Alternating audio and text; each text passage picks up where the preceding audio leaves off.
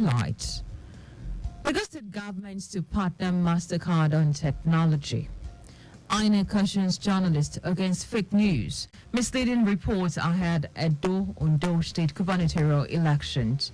Another foreign scene, about 20 people die in suicide bombing at Afghanistan bank.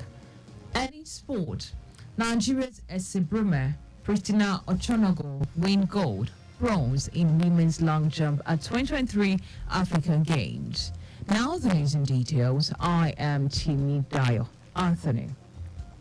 The Lagos State Governor, Babajide Sanwo-Olu, has indicated interest in a mutually beneficial partnership between the Lagos State Government and the MasterCard for technology, digitalization and innovation.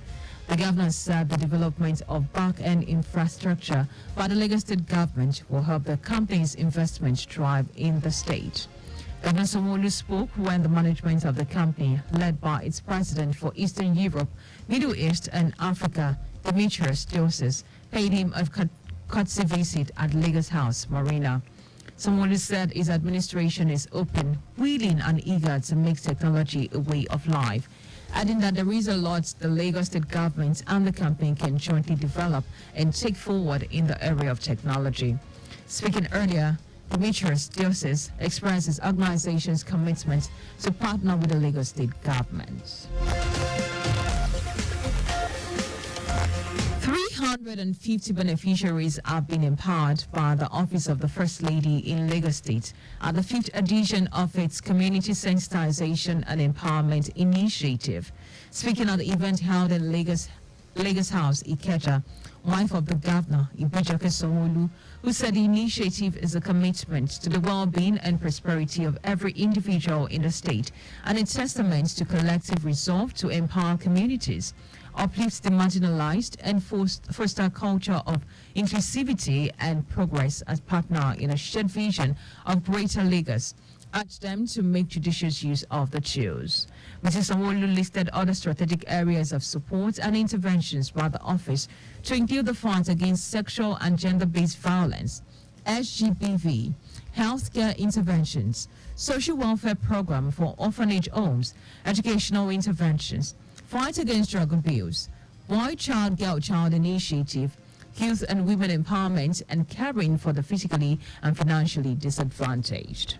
As we embark on this journey of empowerment, let us remember that true progress is measured not just by economic indicators, but by the improved quality of life for our citizens. The governor of Lagos State, Mr. Babajide Sanwo-Olu, is very much aware of this program, and he's delighted that we are able to do this and keeps on encouraging us to remove ourselves from poverty. Commissioner for Commerce, Cooperatives, Trade and Investment, Folashade Ambrose Medebem, who commended Mrs. Sanwo-Olu for her kindness and efforts to make women economically viable, noted that the Community Sensitization and Empowerment Program is a catalyst for change and beacon of hope to change poverty and inequalities among the people. The challenges are daunting, but they are not insurmountable. I am proud to share that our Ministry of the Commerce, Cooperative, Trade and Investment has taken similar steps, deliberate steps, to also ensure that we include women as a crucial component of our core priorities in strengthening the organized private sector. The high points of the event were the symbolic presentation of tools comprising hairdressing kits, popcorn machines, shoemaking parks, tailoring machines, vulcanizing machines, among others, to the beneficiaries.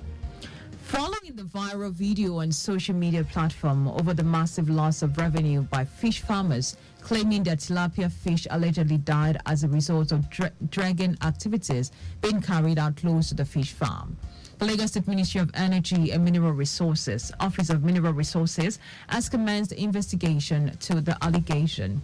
Special Advisor to the Governor of Mineral Resources, Abiola Olowu, said the ministry has issued a stop work to all draggers in the area, while Solid Mineral Investigative Team, led by the Director of Solid Mineral Department, Emiliano Cardoso, has been deployed to the site to ascertain the veracity of the claims.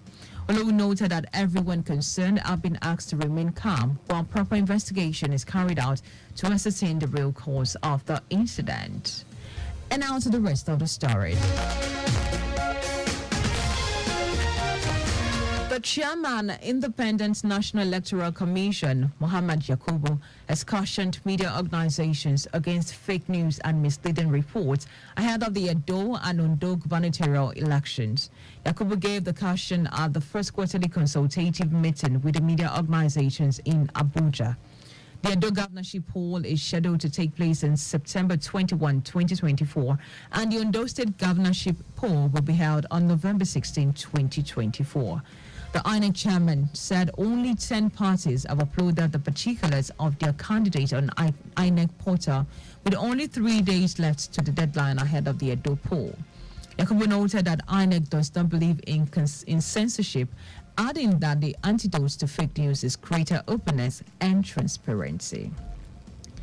Troops of Nigerian army working in collaboration with vigilantes have eliminated a dangerous terrorist who has been masquerading as a police officer in Sokoto State to perpetrate heinous crimes.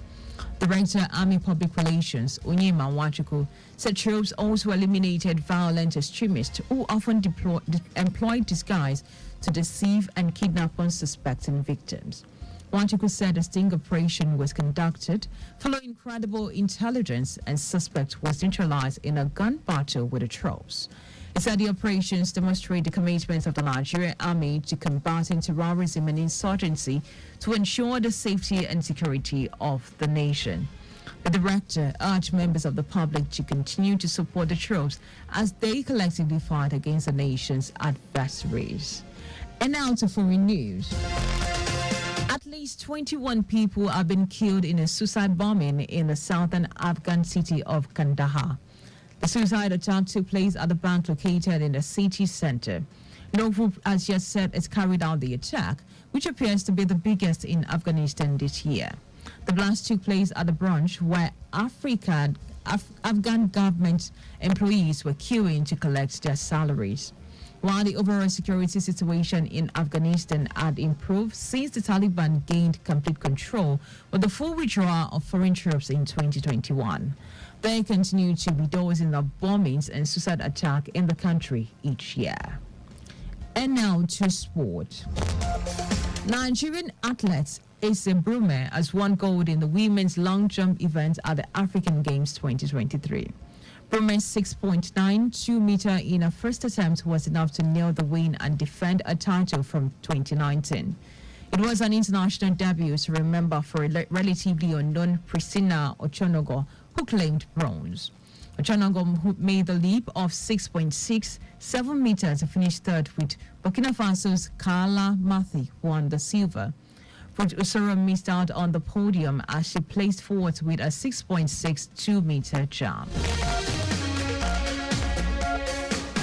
Just before we go, ensure the registration mark on your vehicle is clear and visible at all times. You can follow us on all of our social media platforms. X, formerly Twitter, Traffic Radio 961. Instagram, Lagos Traffic Radio 961. You can also watch us live on Facebook, Lagos Traffic Radio 96.1 FM. And on YouTube, please subscribe and watch all the previous programs and news on our channel, Traffic Radio 961. Now, did you know that the Sanwo-Olu administration provided 450,000 pupils with e-learning devices? You can get more details on Lagos State Government website. To end the news, here are the highlights of the major stories. The Lagos State Governor Babajide Sanwo-Olu has indicated interest in a mutually beneficial partnership between the Lagos State Government and MasterCard for technology, digitalization and innovation. The chairman, Independent National Electoral Commission, Mahmoud Yakubu, has cautioned media organizations against fake news and misleading reports ahead of Edo and Ondo gubernatorial elections.